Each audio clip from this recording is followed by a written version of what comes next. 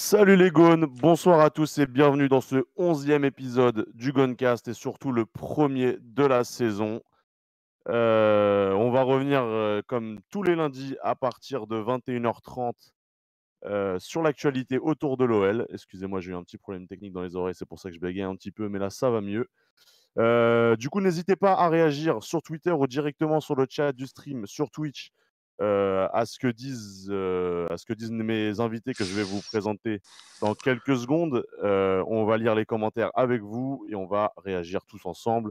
Juste avant de vous présenter mes invités, le programme pour cette première édition de la saison du Gonecast. Ce sera en 3 parties. La première partie, on va revenir sur le match d'Amiens de ce week-end, le 2-2. Et on va aussi faire un gros topo sur ce début de saison. Ce sera la plus grosse partie, je pense, du podcast. On va se poser plein de questions. On va revenir sur plein de faits de jeu intéressants. Vous allez voir, ça va être très sympa. Deuxième partie de ce podcast, OL Zénith Saint-Pétersbourg. L'OL ouvre le bal de cette édition de la Ligue des Champions en affrontant le Zénith à domicile. On va y revenir tous ensemble. Et pour finir, OL PSG, premier gros choc pour l'Olympique lyonnais. L'Olympique lyonnais d'ailleurs, on m'avait demandé de le faire. L'Olympique lyonnais, premier gros choc pour l'Olympique lyonnais en Ligue 1. On va revenir là-dessus tous ensemble avec mes invités que je vous présente tout de suite. Mon premier invité se retape les matchs de l'OL avec Genesio en coach, c'est Sandokan. Salut Sandokan, ça va? Ça va et toi? Ça va tout le Ouais. monde? C'est vrai ce que je viens de dire ou pas? Ouais, non, c'est une passion. Quand je rentre du boulot, vers 6h, Voilà. 6h30, c'est la première chose que je fais. Il y a ça et il y a Bertrand Traoré, on le sait tous. Il y a les combos, ouais, je me fais un peu des 2. Ah Je voilà. ouais, Super. Mon deuxième invité aime tous les joueurs de l'OL, sauf Aouar, vite fait. C'est Yaman. Salut Yaman. Salut Marlon. Ça Par va? contre, c'est très Ça très va? grave. C'est très grave ce que tu viens de dire. Mais bon, c'est le début. Je Mais vais te tu sais pardonner, c'est quoi? pas grave. C'est la seule vanne que j'ai trouvée sur toi, frérot. Ça va. T'es tellement quasi irréprochable, en tout cas à mes yeux, que j'ai Oh là galéré à là. trouver cette vanne. Je me suis dit, vas-y, je vais dire ça. Voilà. On s'en Incroyable, tape. ça fait plaisir. En tout Et cas, mon ravi de tr- retrouver. Eh bah, ravi, moi aussi de vous retrouver. C'est vrai que ça fait quand même super longtemps. Je crois que depuis mai, on s'était pas tous revus autour d'un podcast, donc ça fait super plaisir. Et mon troisième invité remplace Loïs qui s'est blessé à l'entraînement, c'est Olimas. Salut Olimas. Salut à tous. Un plaisir de faire cette nouvelle saison avec vous. Bah ouais, t'étais pas prévu ce soir là. Qu'est-ce que tu fais là, hein? Alors, tu t'es Qu'est-ce que tu veux perdu? que je te dise? Des fois, les remplaçants, ils sont là pour être remplaçants et des fois, ils sont là pour rentrer en jeu. Et moi, je rentre avant le match. Donc, c'est Ah incroyable. ouais, mais t'es un peu comme Dembélé contre Bordeaux, c'est-à-dire que tu jouais pas, on sait pas trop pourquoi, et puis finalement, contre toute Exactement. attente. Et bah, c'est cool de vous avoir tous les trois avec moi et avec tout le monde. Merci d'être là et merci à vous aussi, chers auditeurs, de nous suivre. On va directement plonger dans le vif du sujet. Premier sujet, on va revenir sur le match nul à Amiens ce vendredi soir. Les faits de jeu sont les suivants. Jallet ouvre le score sur un coup franc de 45 mètres, pleine lucarne, incroyable. Non, je rigole, peut-être pas pleine lucarne, mais en gros, c'est un centre que personne n'arrive à toucher et finit par rentrer. Même nous, chez Inside Gone, on a cru que Andersen avait mis un CSC. En fait, non. En fait, non, personne ne la touche et Jallet est donc auteur d'un coup franc. Moussa Dembélé ne les a pas fait espérer plus que ça, puisque 2 minutes plus tard, il égalise, il double le score même à la 34e sur une passe pas mal de Bertrand Traoré, le joueur préféré de Sandokan, je vous le rappelle.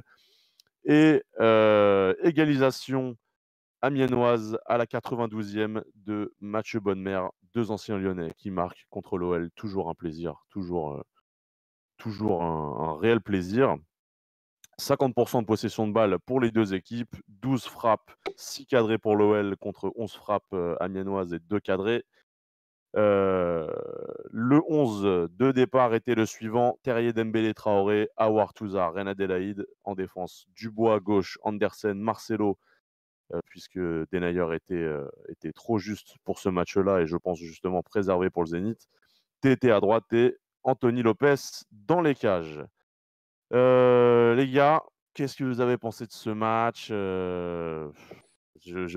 Je trouve même pas les questions à vous poser tellement, la déception était grande ce vendredi soir. Je sais pas vous, mais moi, j'étais, dégoûté. J'ai même, lâché le match à la 86e parce que j'avais un five pour rien vous cacher et je me suis dit: «Bon, on est tranquille, hein, voilà, Amiens c'est relou, mais là cette fois-ci, elle est bonne, ça fait 2 matchs qu'on prend, soit 0 soit 1 point. Il est temps qu'on prenne 3 points et finalement on n'en prend qu'un seul».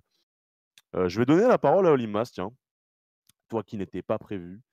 Qu'est-ce que tu as pensé, de ce match et selon toi, qu'est-ce qui a manqué à l'OL pour, faire le break et se mettre un peu le match, un peu plus dans la poche? Qu'est-ce qui a manqué? Je pense que beaucoup de choses. Ouais. Mais disons quand même qu'en première mi-temps, on a des situations pour marquer un but de plus au moins. On le fait pas. Des actions qui sont mal conclues, des contres qui sont mal conclus. Bon, ça c'est. Je veux dire, les contres mal conclus, ça fait des années que ça se passe à l'OL. Puis la deuxième mi-temps, absolument plus rien. C'est pas que la première mi-temps était excellente, mais la deuxième mi-temps est catastrophique. Là, c'est sûr. Il n'y a absolument plus rien, même si Amiens a pas de véritable situation. Mais de l'autre côté, on fait que défendre. On relance mal, on relance des fois en touche, on perd des ballons faciles. Très peu de lien entre la défense et le milieu, parlons même pas de l'attaque. Puis tu te prends une égalisation qui finalement, même si elle n'est pas forcément méritée, tu la sentais venir quoi. Et on peut même prendre le 3-2 juste après. Je sais plus, il me semble que je sais pas si leur jeu fait une action après le 2-2, mais voilà. Franchement, c'est même pas surprenant de prendre cette égalisation tant là, on la sentait venir. On la sentait venir sans que Amiens pousse vraiment. On sentait venir que ça allait, qu'on allait se faire avoir encore une fois. Et pourtant, on était à 11 contre 11, mais ça se voyait pas, quoi. Quelqu'un d'autre voudrait réagir, sur ce match-là? Les gars, je vous laisse la parole, allez-y, hein. Ouais, non, je pense qu'Olivier a bien résumé, le match. Il y a eu 0 maîtrise. C'est surtout ça qui m'a marqué, c'est qu'à aucun moment on s'est dit, en regardant le match, je me suis dit: «Bon, il y a la maîtrise du résultat, il y a la maîtrise de l'équipe, du ballon». Ça a jamais été le cas et même, je pense que je suis même plus pessimiste, sur la première période où pour moi il y avait quand même, comme j'ai dit, un manque de maîtrise. On n'a jamais été, au-dessus, vraiment largement au-dessus au niveau du jeu Mmh. et on a sombré, en deuxième mi-temps. Yaman, un truc à Bah, rajouter, de mon côté, ouais, pas grand-chose par rapport à ce que mes collègues viennent de dire. En tout cas, je sais pas, j'ai l'impression qu'il y a un mal qui est commun à nos trois derniers matchs, donc Amiens, Bordeaux et Montpellier. Euh, Peut-être que souvent les premières mi-temps, on a les occasions, parfois on marque des buts, parfois on a juste des grosses occasions qu'on rate, comme on a pu le voir à Amiens. T'as Terrier qui rate une très grosse occasion, une occasion qui est un peu moins évidente, où il enroule un peu trop son ballon. Enfin bref, en première mi-temps, on se procure quelques occasions, mais le problème, c'est notre deuxième mi-temps.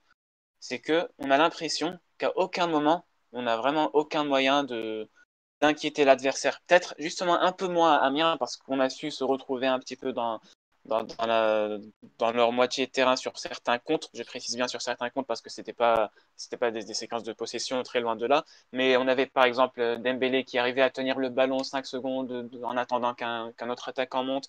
Donc en gros, on a su pénétrer un peu dans leur surface. On pouvait imaginer qu'avec un meilleur jeu de passe, on puisse atteindre atteindre le but ou frapper au moins, ce qui n'était pas du tout le cas, il me semble, contre Bordeaux ou contre Montpellier. Mais non, globalement, la mi-temps, elle manquait terriblement de maîtrise, notamment à la première relance. Est-ce que, est-ce que pour Montpellier et Bordeaux, c'était les cartons rouges et pour Amiens, c'est une autre raison? Je ne sais pas, peut-être. Mais en tout cas, on a senti en deuxième mi-temps qu'on n'arrivait pas du tout à tenir le ballon. Le ballon, il brûlait les pieds, on tenait 1, 2 secondes, on le reperdait direct, on balançait en touche, comme disait Olimas. Bah, donc voilà, il y a un problème à ce niveau-là. Peut-être qu'on va évoquer ça un peu plus loin dans le podcast, les responsabilités Il peut-être y a un... collectives et individuelles. Vas-y, fini. Ouais.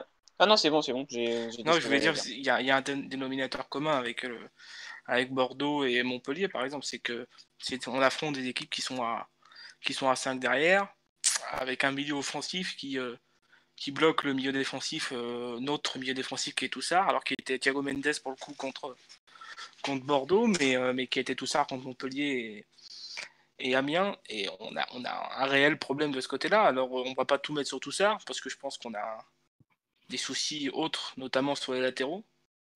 Mais c'est un problème, il fait partie d'un problème. Après, il n'y a pas que lui.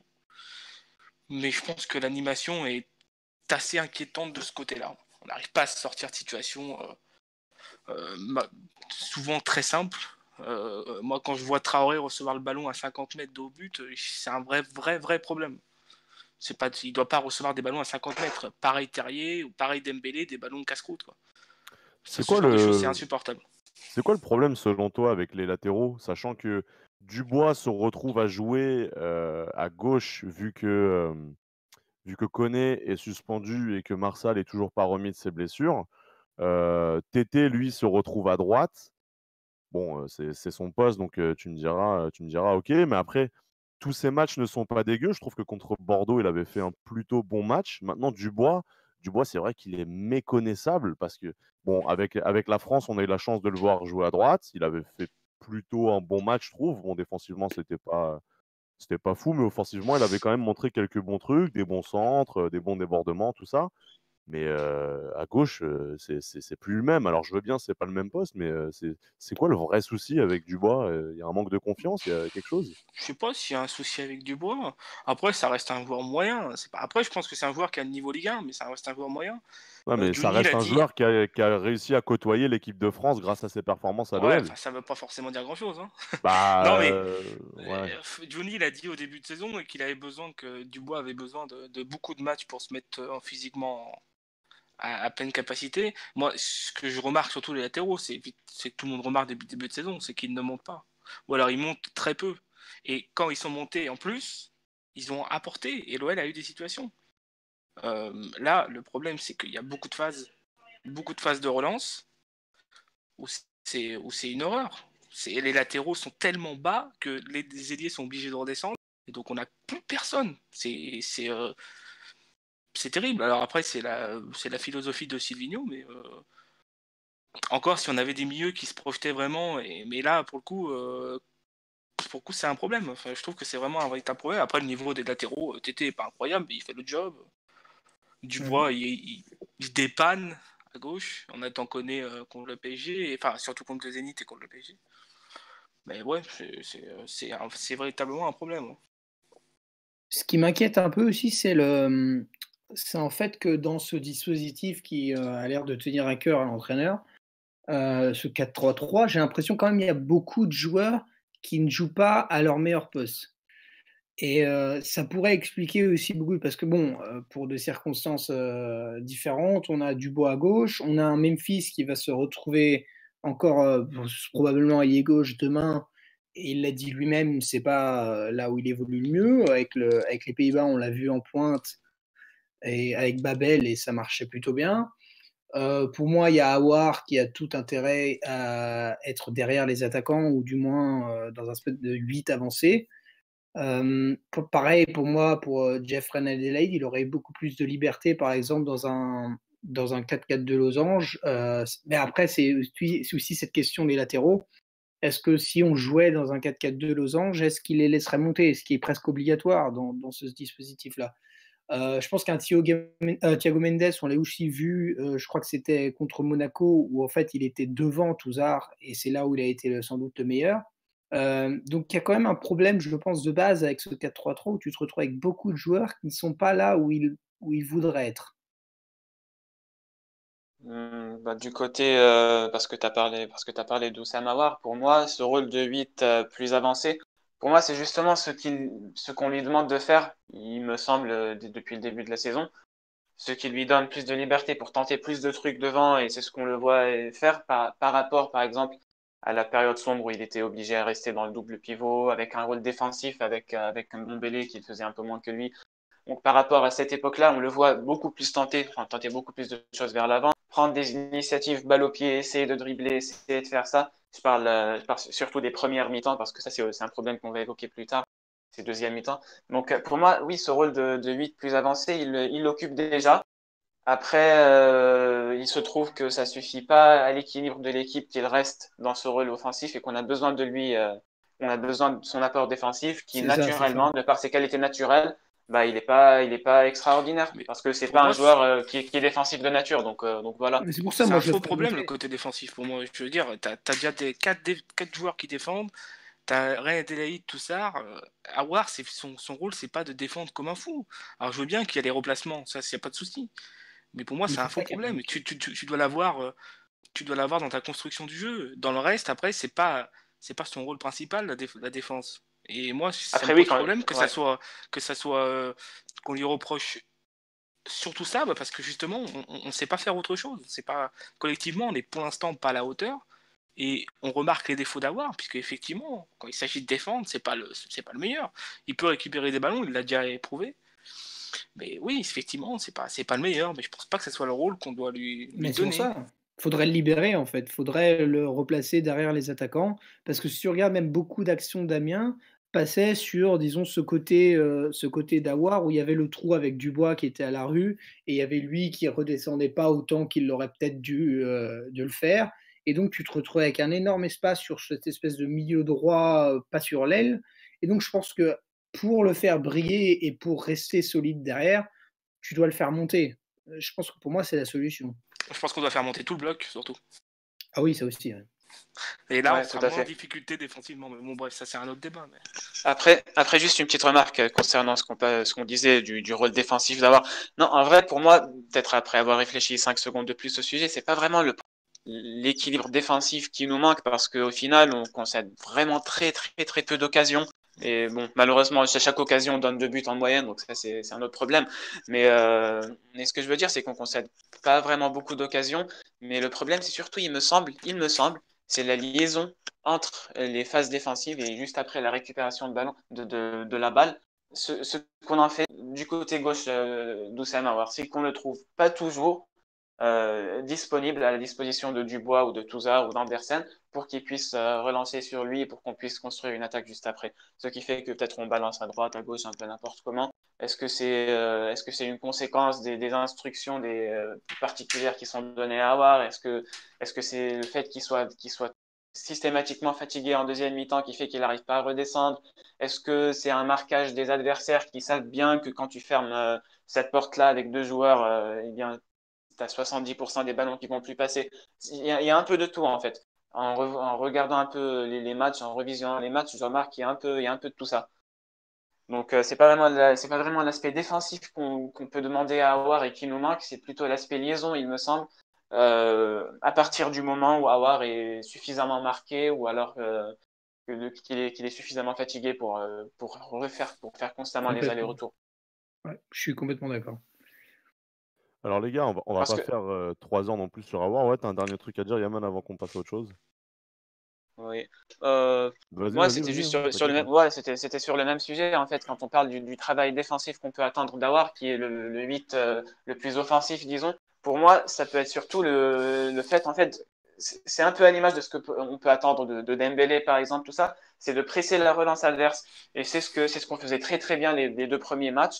Et du coup, on récupérait très vite le C'est qu'on ballon, fait plus. on n'était On pas fait plus inquiété à maintenant. ce niveau-là. Et donc, en fait, cet aspect-là, ce travail-là, je trouve qu'Awar le fait un peu, enfin, il le fait très bien et le fait peut-être un peu trop, justement, parce que là, j'étais en train de revoir la première mi-temps contre Amiens. J'ai noté plusieurs courses à moyenne ou haute intensité de suite à la 9e, 10e, 11e, 12e minute pour essayer de récupérer des ballons pour gêner la relance adverse et que ces courses-là, elles se terminent dans 80% dans le vent parce que c'est pas vraiment très coordonné avec le reste des coéquipiers. Donc j'ai l'impression qu'il laisse beaucoup d'énergie sur ces phases-là et qu'il lui reste pas beaucoup d'énergie pour le reste du match. Voilà, il se peut que ce soit ça. À voir.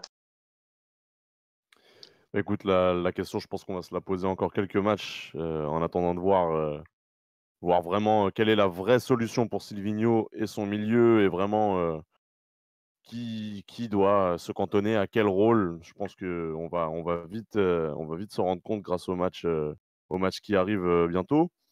Moi, il y a un joueur dont on n'a pas parlé qui m'intéresse énormément et je voulais avoir votre avis là-dessus, c'est Joachim Andersen.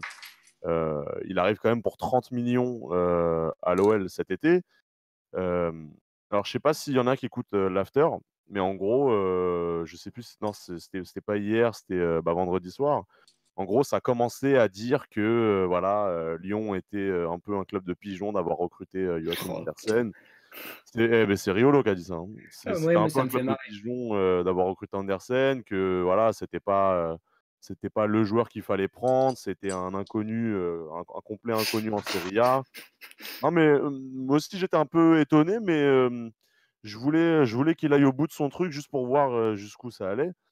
Vous en pensez quoi? Enfin, je demande pas de réagir à ça, mais vous, est-ce que vous êtes d'accord avec le fait que peut-être qu'on s'est un peu trop extasié un peu sur le joueur parce que voilà, il a une bonne gueule, il a une corpulence de vrai défenseur. Je sais pas, il inspire la confiance même sans le voir jouer. Tu te dis, putain, je suis sûr qu'il est bon. Puis le fait qu'il vienne de Serie A et que tous ceux qui regardent la Serie A en disent que du bien. Qu'est-ce que vous en pensez justement? Est-ce que on s'est un peu trop branlé entre guillemets, c'est un peu familier de dire ça, mais est-ce qu'on s'est un peu trop branlé sur lui ou est-ce que c'est vraiment ou est-ce que il est juste pas en confiance et il s'est pas encore adapté à la Ligue 1 et il va s'y faire? Faut lui donner du temps. Moi, je l'ai vu jouer plusieurs fois avec la Sampdoria. Ouais, N'importe quel suiveur de la Sampdoria ou de la Serie A en général, c'était hors du top 3, top 4 de la Serie A, c'était le top défenseur central la saison dernière. Il a été vraiment à un niveau exceptionnel avec la Sampdoria, souvent dans une défense à 3, ce qui est important de le noter. Mais absolument, moi, il faut lui donner du temps. Riolo qui dit qu'on s'est fait pigeonner, il aurait regardé 2 matchs de la Serie A, peut-être contre sa Juve adorée. Mais ça n'a aucun sens de dire qu'on s'est fait pigeonner parce que c'est vraiment un bon joueur. Il faut lui donner du temps, qu'il bah, s'adapte au surtout système. qu'on est à la 5e journée de Ligue 1 quoi, donc C'est ça, et puis il a changé de système, hein. Il jouait souvent sur la gauche, maintenant il joue sur la droite. Enfin, c'est pas facile. Moi, je lui donnerais du temps. C'est un joueur que j'adorais avant qu'il arrivait à l'OL. Donnons-lui du temps et tout va bien se passer. Oui, Ouais. je peux pas dire mieux que Sandoka. Après, c'est toujours la même chose, c'est on est souvent exposé sur des 1 contre 1 dans ce style-là, et Andersen, c'est pas vraiment un joueur. Il a un peu. Enfin, là, sur cette début de saison, je le trouve un peu lourd, et il n'est pas vraiment dans son registre. On l'a pris aussi pour sa relance, ses longs ballons, sa capacité à casser des lignes rien qu'avec une passe. Bah, le problème, c'est que comme on est bas, ou comme nos latéraux sont bas et que nos milieux sont aussi bas, ça sert strictement à rien. Pour l'instant, il ne sert à rien dans ce type de relance. Il en fait même plus d'ailleurs, alors qu'il en faisait au début. Il fait quasiment plus rien. Il n'est pas en confiance, évidemment. Il perd des 1 contre 1 souvent parce qu'il va au duel alors qu'il ne devrait pas y aller. Enfin, il ne devrait pas y aller au premier duel et il devrait juste couvrir. Non, je pense qu'il faut attendre. Il faut qu'il stabilise la défense avec Denayer. Contre Amiens, c'était pas si mauvais que ça. D'ailleurs, Marcelo aussi a pas fait un mauvais match. Donc, bah, dans après c'est l'absolu. Amiens aussi, donc Ah je oui, pense bah oui, que c'est même c'est Mapou problématique. aurait fait un match honorable Oh, voilà, tranquille, ça, quoi. ça reste à voir, mais. Non, Pas très mais sûr. Je suis pas très sûr. moi, je pense que oui, parce que je suis désolé, leur attaque à Amiens, c'est quand même Konaté et Guirassy, quoi. Ouais, C'est Konaté qui est waouh, hein. sorti à la 20e, non ça 22e, je sais plus. C'est Même ça, avant, ouais, je c'est crois, ça. hein. Non, mais c'est vrai, donc t'as raison, Amiens, c'est pas terrible. Mais après, bon, 23e. c'est pas terrible. Tu me diras, Bordeaux, franchement, bref. Mais il faut lui laisser du temps. De toute façon, je pense pas qu'on ait le choix. Il faut aussi qu'il s'installe chez lui. Enfin, faut qu'il s'installe. De toute façon, ça fait que 3 mois qu'il est arrivé. Il a été blessé 3 mois avant. Mais C'est même c'est un joueur à forte corpulence qui a besoin de match, quoi, c'est tout, qui a besoin de confiance et qui est dans une équipe là qui vient de perdre surtout de la confiance. On va voir. Hein. au-delà de son jeu et de ses choix défensifs, je sais pas si vous vous intéressez à ça, mais même au niveau de l'expression du visage, c'est un truc de fou comme il montre vraiment que il est pas dedans et que pour l'instant il n'y arrive pas. forcément, il a un potentiel. Parce que ce qu'il a fait à la Sampdoria, on ne peut pas juste gommer ça à cause de 5 mauvais matchs en Ligue 1. Mais vraiment, juste en regardant ses yeux, sa manière. Enfin, genre, quand il se relève après le but de Jallet contre Amiens, mais le regard, il est vite complet. Enfin, déjà, le réalisateur, il décide de filmer Andersen direct parce qu'on croit au CSC tellement il est proche de la balle lors de son tacle. Mais c'est un truc de fou comment au niveau des expressions, il est Parce qu'il n'est vide. pas en confiance, tout Ouais, simplement. c'est ça. Il n'est pas en confiance et qu'il joue pas son jeu qu'il jouait à la Sampdoria, c'est une évidence. Maintenant, il faut attendre. On n'a pas le choix, de toute façon. Il faut le laisser jouer. Il n'y a que comme ça qu'il va pouvoir progresser et s'adapter au système. Ou alors, on ira sur un échec, mais je pense pas que ce soit le cas. Je pense que si on l'a supervisé et qu'on estime et qu'on l'a pris, c'est pas pour rien. Je pense que Maurice il fait un bon travail. Et s'il l'a supervisé pendant plus d'1 an, c'est pas pour rien, quoi. Après, peut-être qu'il l'a supervisé dans un système différent à la Samp, dans une autre façon de jouer, et que c'est pas simple de mettre cette façon de jouer sous le système de Silvino. Bon, on verra bien. De mon côté, si je veux un peu résumer la situation d'Andersen Ouais. comme je la vois, tout d'abord, en fait, il a été annoncé comme la recrue la plus chère de l'histoire de l'OL. Les médias ont beaucoup insisté avec ça, même si on sait qu'avec les différents bonus, c'est probablement pas le cas. Mais les bonus qui ont déjà été réalisés sur des anciens transferts, Gourcuff ou Lissandro, les transferts les plus récents, etc. Donc, il y a déjà cette pression qui a été directement mise par les médias. Il y a le problème de la langue, il y a le problème du fait qu'il soit arrivé après une blessure, donc une blessure assez longue, donc la préparation qui n'a pas été complète aussi. Donc, il y a pas mal de circonstances qui sont atténuantes. Il découvre un nouveau pays, une nouvelle langue. Pour sa toute première apparition en match amical, il met directement un but contre son camp qui n'a pas été compté, qui a été annulé. Je pense que c'est des hors-jeu ou un truc de la sorte. Juste après, il en remet un autre, provoque des pénaltys. Enfin, pénalty, je suis pas très sûr, mais bon, il connaît plusieurs erreurs qui mènent. Ouais, possible.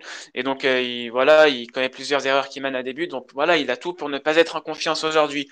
Mais est-ce que, au bout de 5 matchs officiels, on va l'enterrer, on va se dire, ouais, c'est bon, on s'est fait pigeonner. Moi, je suis absolument pas d'accord.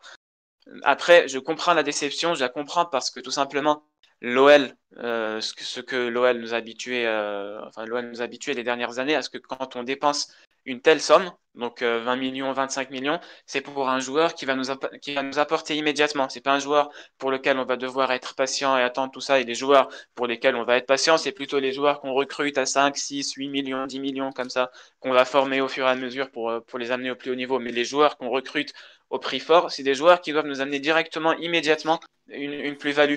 Donc, par exemple, dans le style de Thiago Mendes, un joueur qui est confirmé, qui a 27 ans, il me semble, et voilà, qui est prêt à directement apporter tout ce qu'il a. Oui, mais lui, il a déjà Donc, joué en Ligue 1. comment Thiago Mendes a déjà joué en Ligue 1. Je veux dire, il a joué, il a Oui, déjà oui, plusieurs tout tours à en Ligue fait. 1. Il est déjà habitué à ce rythme-là. C'est pas forcément le cas de.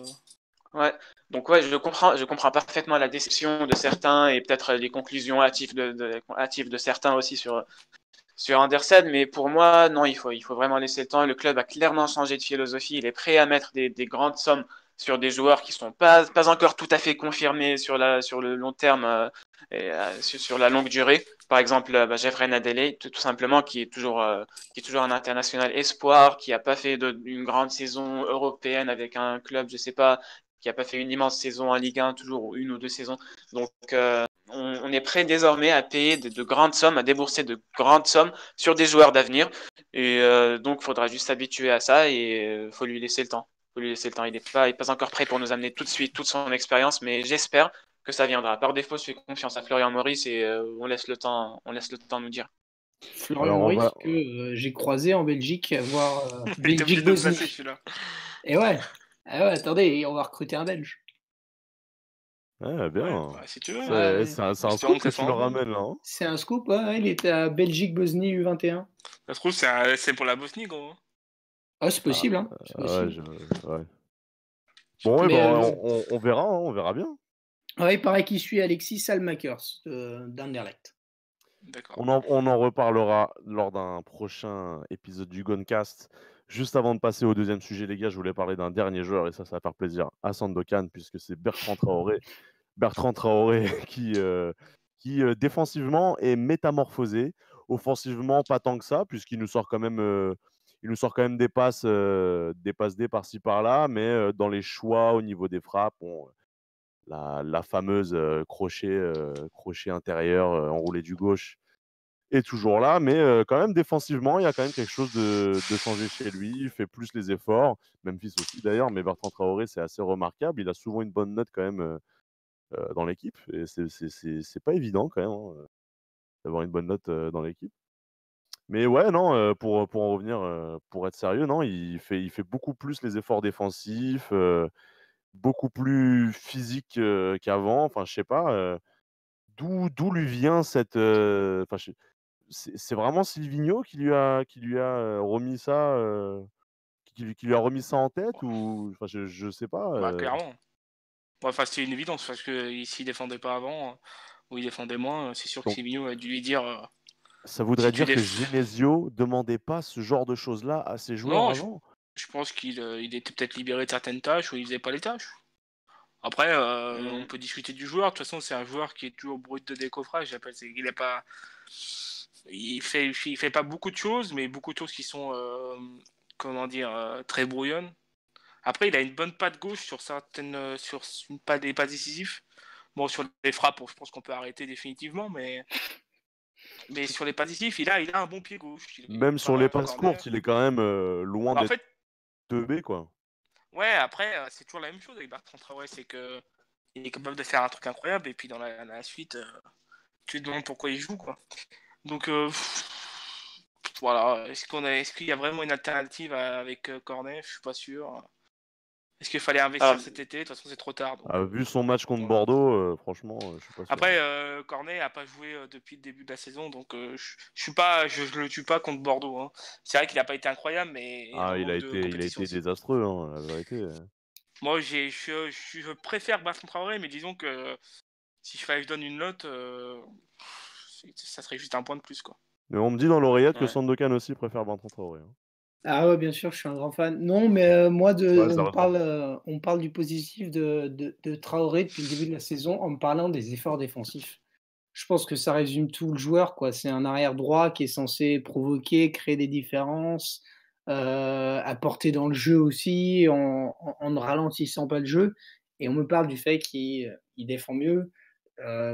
Moi, il me rend fou, ce joueur. Je dois avouer que j'arrive pas à comprendre comment on ne peut pas essayer de chercher d'autres alternatives.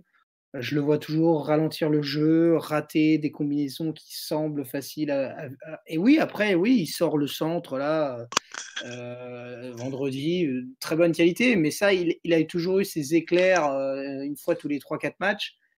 Mais le problème, c'est que le reste du temps, c'est un vrai handicap pour le collectif. Et ou soit pour moi qui suis un ardent défenseur du 4-4-2 Losange, ce serait une bonne occasion pour le voir sur le banc et enfin voir du jeu collectif construit et pas handicapé par quelqu'un qui n'arrive pas à faire des passes à 5 mètres, quoi. Justement, parce que Enfin, là, tu parles du losange. Ouais, oui. Justement, parce que tu parles du losange, je tiens à rappeler que Bertrand Traoré n'a jamais été aussi bon ou aussi efficace, pardon, que quand il jouait en neuf dans le losange à côté de Memphis, il me semble, C'est ça, ouais, exact. en fin de saison 2017-2018. Dans le losange, quand on a fait la fin de saison absolument Ouais. folle. D'accord, dans le jeu, il était un petit peu catastrophique, c'est-à-dire qu'il ratait pas mal de contrôles, ce qui est très bizarre pour lui. Il ratait beaucoup de passes, il ratait beaucoup de trucs simples, il croquait beaucoup d'occasions, mais il marquait quand même terriblement. Enfin, il marquait beaucoup de buts, il donnait beaucoup de passes. C'était une bonne période pour lui. Maintenant, si on veut revenir sur son début de saison, alors les gens ils parlent beaucoup de son apport défensif et qu'est-ce qui a changé par rapport à l'époque Genesio? Bah, tout simplement, si on veut, on essaie de suivre un peu les propos de tous les joueurs à propos du changement de coach et ce que ça a apporté au club. Tout le monde, tout le monde a le même mot. On est beaucoup plus organisé qu'avant.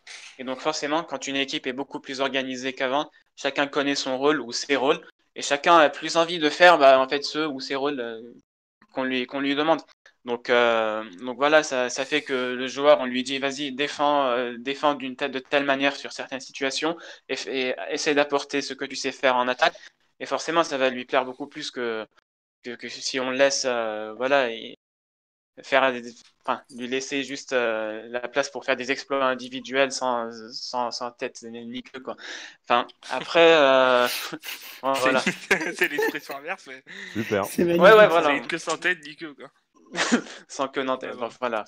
Ouais, vous avez compris, quoi. Termine. Alors, oui, désolé. Alors, voilà, offensivement ou même dans la maîtrise au milieu, moi je pense que je sais pourquoi Silvinho apprécie beaucoup ce joueur et pourquoi pour lui c'est le titulaire. Et la grande différence qui existe entre Cornet et Traoré, c'est en fait que Traoré, quand il a envie de tenir un ballon, eh bien il sait tenir le ballon, tout simplement. C'est-à-dire que voilà, il reçoit un ballon au milieu, il est pressé par deux défenseurs, il sait se retourner instantanément, il sait tenter une passe cachée, d'accord, une passe cachée plutôt. Il sait faire une talonnade, il sait faire des trucs avec une certaine justesse que Maxwell Cornet malheureusement n'a pas. Maxwell Cornet qui joue beaucoup plus sur l'explosivité, donc c'est-à-dire prendre le ballon quand il voit un défenseur s'approcher, il le lance très loin pour essayer de courir après.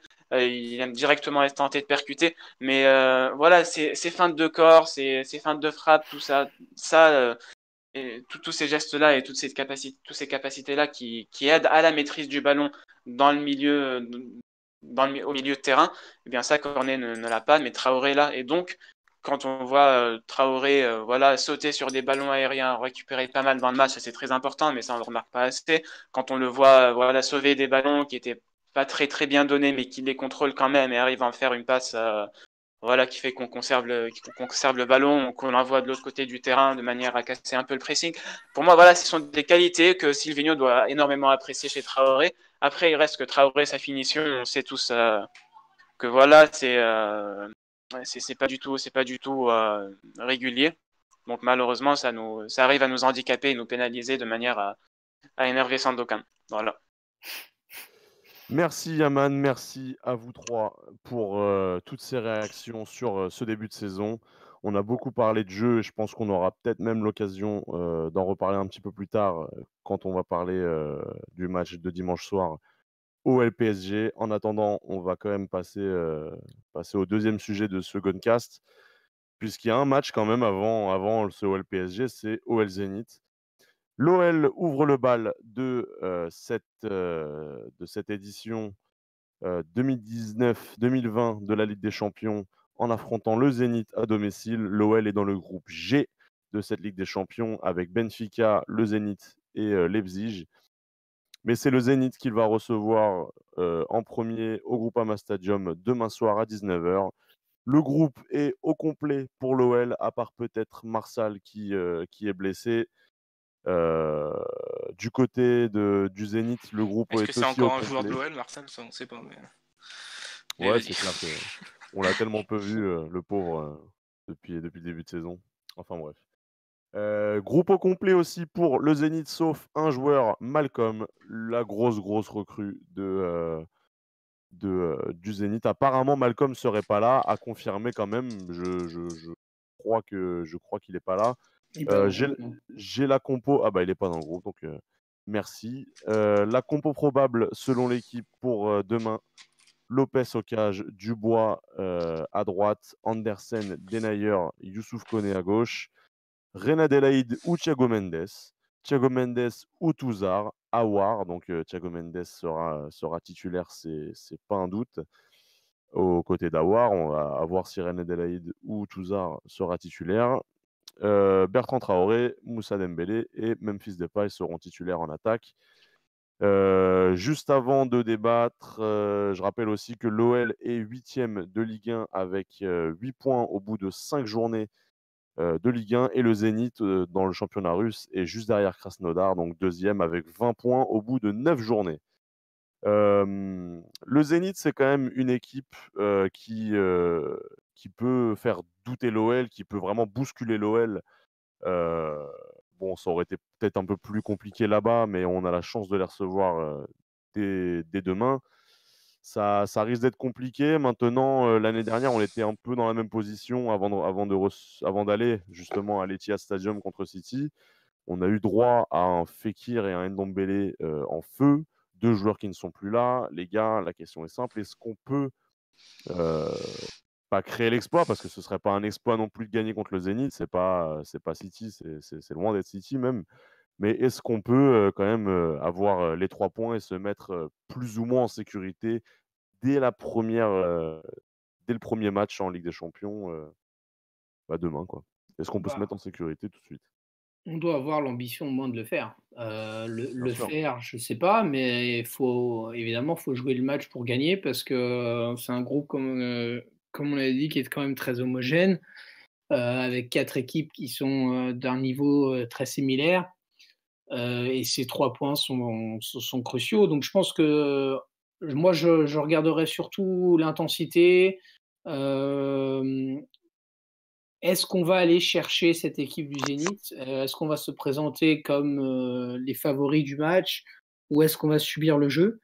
Vu qu'on n'a pas maîtrisé contre Amiens, c'est vraiment quelque chose que je vais observer. C'est vraiment de comprendre si on a l'intention de créer quelque chose, d'avoir la maîtrise pour une fois, et donc oui et donc d'essayer d'aller s'imposer et je pense que c'est faisable. Si on se donne, l'ambition, on devrait pouvoir le faire. Les gars, Je te ouais. laisse, Yaman, dire. Je ferai le dernier intervenant. Très bien, merci. Donc voilà, inutile de revenir sur tout ce qui a été dit depuis le tirage au sort, que le groupe est équilibré, tout le monde peut battre tout le monde le sait. Après voilà, la Ligue des Champions, c'est une compétition qui motive énormément les joueurs. Et globalement, les matchs européens, les matchs contre les grosses équipes ou les matchs dans les grosses compétitions comme la Ligue des Champions, ça motive énormément les joueurs, que ce soit les nôtres ou ceux du Zénith. Donc forcément, on ne peut jamais dire que ce sera un match facile. Est-ce que c'est un match qu'on peut gagner? Bien sûr, mais on peut tout autant le perdre. Est-ce qu'on peut se mettre en sécurité dès la première journée? Non, absolument pas. Même si on gagne, même si on gagne 4-0 à domicile, on ne va pas se mettre en sécurité parce qu'il reste quand même 5 matchs et on peut même terminer le dernier du groupe si on gagne demain.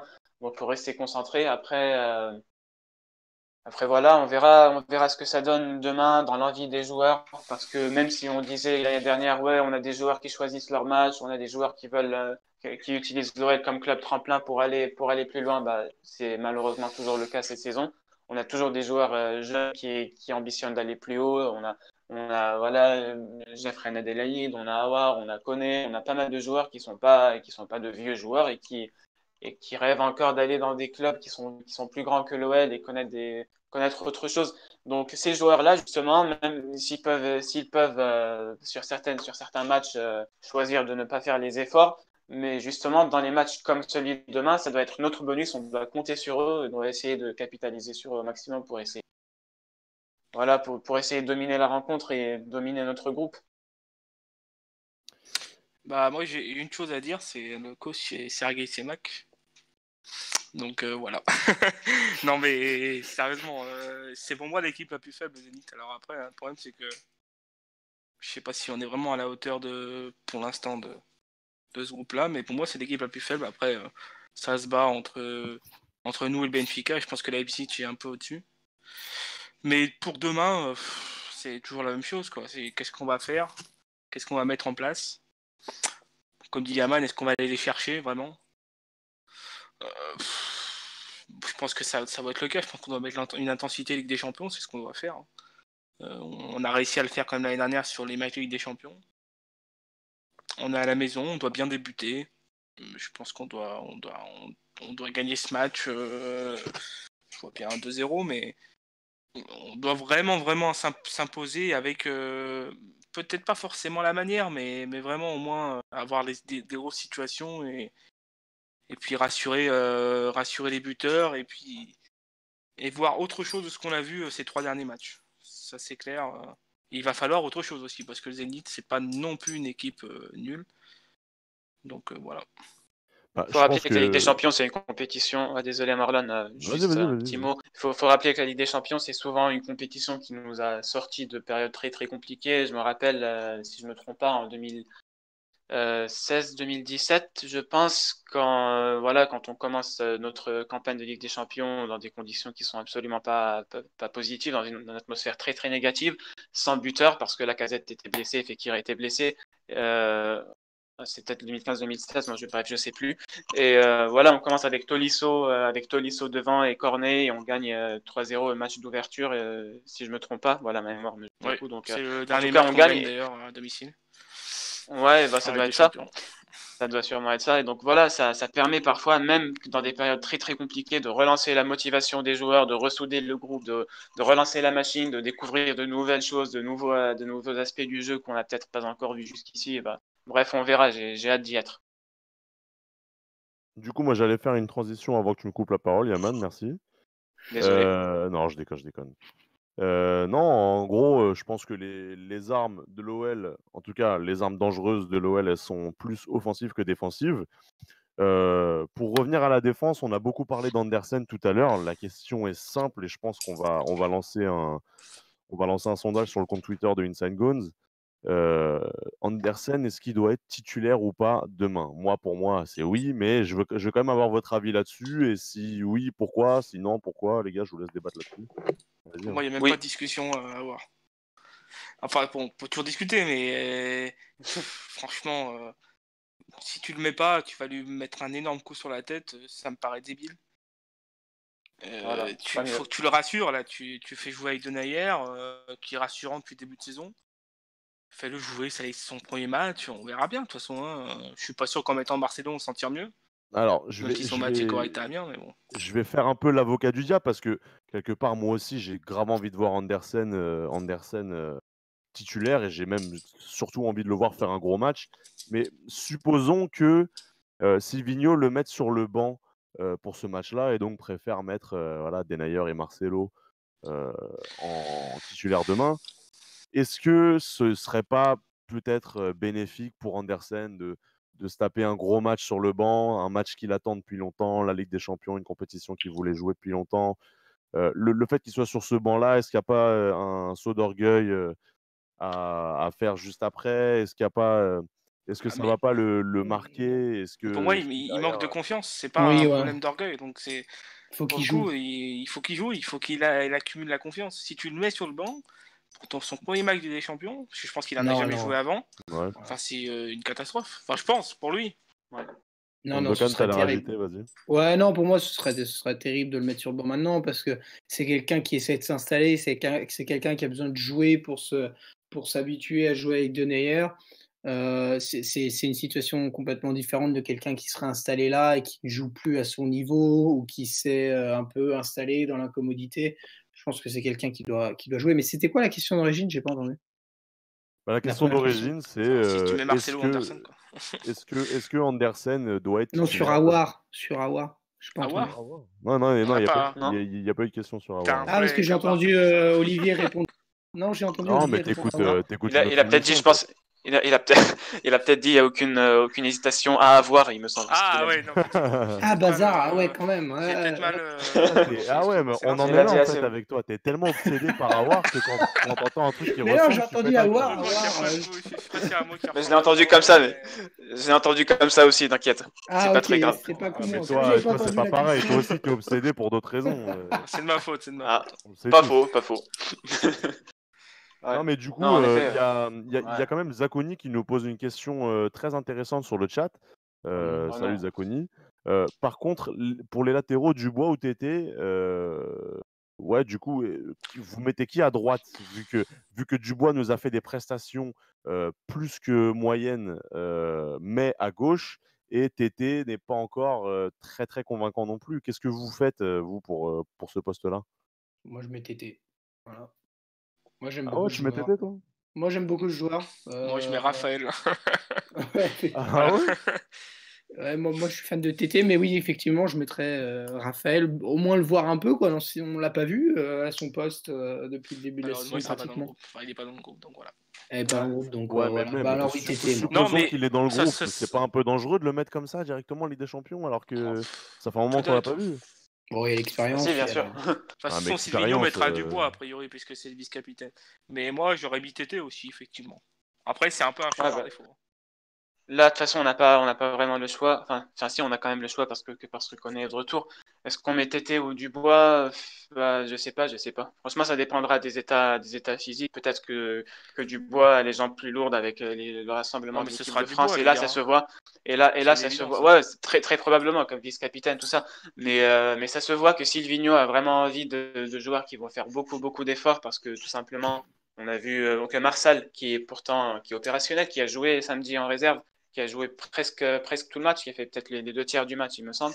Voilà, il est opérationnel, il n'a pas de souci, il a joué, donc il pouvait éventuellement être convoqué, mais il n'a pas été parce qu'il est à court de rythme et que Silvinho a vraiment besoin de quelqu'un qui soit en pleine forme. Donc je pense que ça sera ça qui va déterminer si ce sera Tété ou Dubois, peut-être le joueur le plus en forme, ce qu'on verra aux entraînements, ceux qui le verront aux entraînements plus. Yaman, je serais toi, j'irais faire un tour sur le chat. Tout le monde est en train de se taper Raphaël, hein. Toi, je sais que t'aimes Raphaël, beaucoup voilà. Raphaël, franchement, te laisse pas faire, hein. Et il y a Lucas dans ce lot, donc Il n'est pas dans le groupe. Il n'est pas dans le groupe. Je ouais. peux rien faire. S'il était Non, là, mais j'aurais fait ma propagande, mais là, c'est pas le cas, donc dommage. bon, je m'attendais à ce que tu le défendes un peu plus, mais c'est pas grave. Non, mais c'est après, frérot, hein. attends, si on peut revenir sur Raphaël. Vas-y, ouais. Certes, c'est plus le joueur que c'était il y a même encore 2 saisons où il a fait une très bonne saison. Mais disons qu'au moins lui, il sait faire un contrôle et il sait faire une relance, quoi. Après, Oui, bien sûr, c'est un joueur qui a pas peur du ballon, tout simplement. voilà, il met une grosse intensité à chaque fois. Ça, c'est vrai aussi, peut-être Aussi. un peu trop. Après, effectivement, il a eu beaucoup de blessures, il a eu beaucoup de pépins physiques. Je sais même que, a priori, je crois qu'il a re-signé un salaire moins grand, il me semble, à cause de son passé de blessure. Mais s'il a re-signé, c'est pas pour rien non plus. Je pense qu'on lui a fait confiance. On a démarré avec 3 latéraux, ce qui pour moi est débile. Alors bon, débile ou pas, si Marsal ne peut plus jouer, donc si ça veut dire qu'un des 3 latéraux va jouer à gauche, on va remplacer Koné quand il sera pas là. Mais je pense que Raphaël est le meilleur de ces 2 latéraux, enfin des 3 latéraux, mais que demain, bon, bah, de toute façon, je pense que là, il est un peu exclu du groupe, j'ai l'impression. J'ai pas l'impression qu'on lui fait vraiment confiance. Donc bon, ça sera Dubois par défaut. Et puis, je suis pas sûr que ce soit le plus gros problème, mais bon. Voilà. Bon, Ouais. C'est aussi mon préféré des 3, mais il est clairement. Voilà, ça fait très longtemps qu'il n'a pas joué. Il a pas les gens pour jouer 90 minutes. Ce serait un Je très sais gros pas risque. combien. Ouais. Non, mais Peu c'est pas importe, en le tout bon cas, moment pour le relancer. l'équipe probable que nous sort l'équipe, le média l'équipe, hein, bah voilà, c'est un peu la compo qu'on a l'habitude de voir, enfin qu'on a eu l'habitude de voir en Ligue 1 avant que Thiago Mendes et Koné prennent leur rouge. Donc voilà, il n'y a aucune prise de risque. Je pense qu'on va se retrouver là-dessus. Juste avant de passer au dernier sujet, les gars, un petit prono. Votre score, les gars, pour ce match, ce serait quoi? 2-0, moi. 2-1 pour l'OL. Hein. 2-1. Oui, 2-0. Il faut qu'on se rassure défensivement. Enfin, qu'on se rassure. On n'a pas concédé beaucoup contre les derniers matchs, mais il faut pas qu'on prenne de but. Je pense. On va en marquer 2. Je pense qu'on est meilleur qu'eux, surtout. Oui, Vous mais- oubliez oui, quand mais même qu'il y a Dzyuba. Dzyuba en face, hein, c'est ça, Ouais. hein. Ouais, enfin bon, il est bien gentil, mais c'est pas non plus un incroyable crack. Oui, mais Mettez-nous Et puis l'entraîneur, c'est c'est 3 duels c'est aériens. vrai que je rappelle quand même. Ça, Mais on sait déjà en avance qu'il va gagner 3 duels aériens contre Denayer, dont un sur corner, et que ça donnera probablement un but. C'est Mais non, écrit, ça. t'inquiète. Moi, je dis 3-1. 3-1, triplé de Traoré. Allez hop. Incroyable. Alors là, Ah, moi, je Non, vois bien, non, je le vois score, bien, oui. 3 buts, je suis pas sûr. Je vois bien un but d'Awar et de Dembélé, ou de Paille. Ah, ça, je pense plus Dembélé. vas-y. Je suis d'accord, allez. il y en Un a but de 2 sur le Depay. chat qui disent un partout, hein. Oh, mais c'est possible, hein. Non, mais comme quoi, il y en a qui, C'est ouvert, c'est ouvert. non, mais comme quoi, il y en a qui pensent vraiment qu'on va plus souffrir que vous, quoi. Et l'année dernière, on fait quand même 6 nuls en 8 matchs de Ligue des Champions. Hein. Putain, Offenheim, oh là là. Donc, c'est pas impossible. Hein. Ouais. Et on peut Non, c'est pas que je m'attends. gagner au Zénith. Hein. C'est pas que je m'attends pas à un match compliqué, mais que voilà, quand on me demande de faire des pronos, naturellement, je pronos toujours pour l'OL. Je vais pas essayer de faire autre T'es pas chose. objectif. Ouais, bah oui, bien sûr. Heureusement, je suis supporter, je suis pas objectif. En tout cas, c'est cool de t'avoir dans le Guncast, hein. C'est important d'avoir des gens objectifs sur leur club. Merci, Yaman. Merci, Marlon. On passe au troisième et dernier sujet de ce Guncast. On n'a pas énormément de temps, les gars, donc on va le faire un peu en speed. Olympique Lyonnais, Paris Saint-Germain, premier gros choc pour l'OL en Ligue 1, dimanche à 21h au Groupama Stadium. Retour de Youssouf Koné, Thiago Mendes, retour de suspension, absence de Dagba pour le PSG, grande chance que Cavani et Mbappé soient aussi absents. Le PSG a perdu les 2 derniers matchs en Ligue 1 à Lyon, du coup l'année dernière et l'année d'avant. Même L'OL. pas les 3 derniers, non? Ou alors on a perdu les 3 sur Non, 4 non, les 2 derniers. En les 3 2017, d'équipe. ils ont gagné, je sais plus combien, mais 2018. Je sais plus. Non, pardon, non. 2016, ils gagnent et 2017-2018, on gagne à la D'accord, maison. ok. L'OL a perdu des points en perdant à Montpellier et en faisant nul contre Bordeaux et Amiens. Silvino doit-il revoir ses plans? Quel compo? Les gars, je vous laisse débattre là-dessus. On en a déjà parlé pas mal, mais si vous voulez ajouter les petits points qu'on n'a pas eu le temps de voir, c'est maintenant. La compo probable. Pour moi, c'est celle qui réunit le plus grand nombre d'individualités intéressantes. Et en attendant de voir une tendance collective claire et nette se dégager, on doit partir sur les meilleures individualités. Nous, Ce sera simples la même. spectateurs. Ce sera la même que demain, a priori. Ouais, c'est ça. Ouais. Après, peut-être qu'avec le temps, avec certaines, je sais pas, certains progrès tactiques sur certains aspects, on va trouver que certains joueurs, bon, ils sont très très bons individuellement, mais que collectivement, ça handicape un peu notre animation et qu'on va changer. Mais pour l'instant, aujourd'hui, non, c'est l'équipe probable de demain. C'est les meilleures individualités. Un Tout latéral dépendra droit près, peut-être. du PSG devant, enfin ce que va faire le PSG. Après son match de Ligue des Champions, lui aussi, mercredi. Ils sont pas non plus incroyables en championnat. Enfin, ils perdent des points un peu bêtes. Après, là, c'est direct leur premier gros match. Je pense qu'ils vont vouloir faire quelque chose. Ça dépend si Cavani et Mbappé seront là. A priori, ils ne devraient pas être là, mais... Il y a aussi le match contre le Real. Ouais, voilà, il y a ça. Et puis bon, ils ont quand même Neymar qui sera là. Sûrement Icardi, Di Maria. On sait que Di Maria aime plutôt bien jouer contre nous. Choupo. Ouais, Choupo, l'incroyable bah attaquant. Ouais, après, c'est toujours la même chose, quoi. On est capable de le faire à domicile contre le PSG, on l'a montré.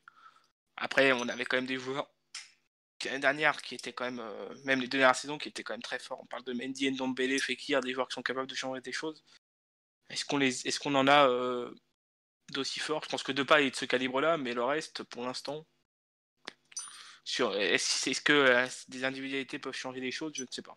Il va falloir collectivement on soit très fort défensivement et qu'on exploite la moindre contre-attaque possible, quoi. Il y a Scump91 dans le chat qui dit quelque chose d'intéressant et assez drôle aussi. Lyon n'est pas rassurant, mais Paris non plus, ce qui est un peu rassurant. Pas du tout, au contraire. Il a pas tort.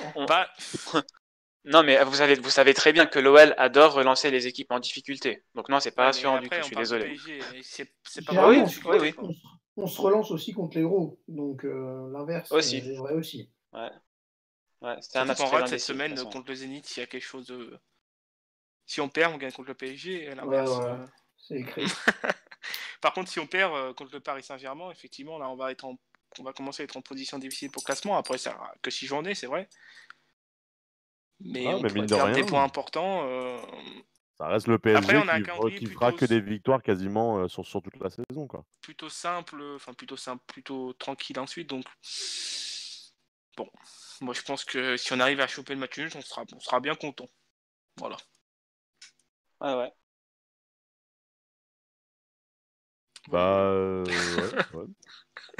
T'es pas d'accord?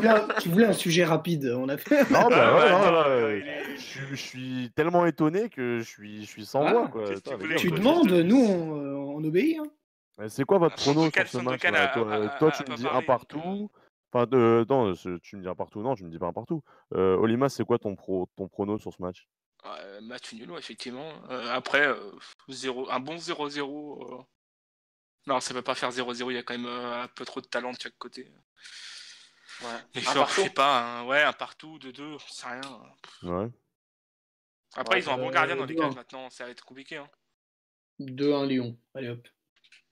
Lui, il se mouille, non mais c'est bien. Cette fois, doublé d'avoir, allez hop.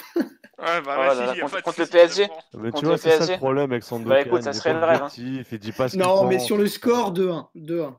Les buts, non, mais sur le score, 2-1. Mais on est toujours plutôt bon, alors je vois pas pourquoi. La suite du calendrier de Ligue 1 est plutôt facile, j'ai envie de te dire.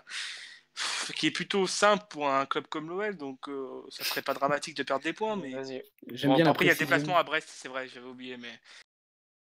Pardon. Ça sent la défaite, ça. J'attends la masterclass. J'attends la masterclass d'Adélaïde contre le PSG. Ah oui, en plus, c'est Brest dans la semaine. L'enfer de Le Blé. C'est encore pire. Bref, c'est encore pire.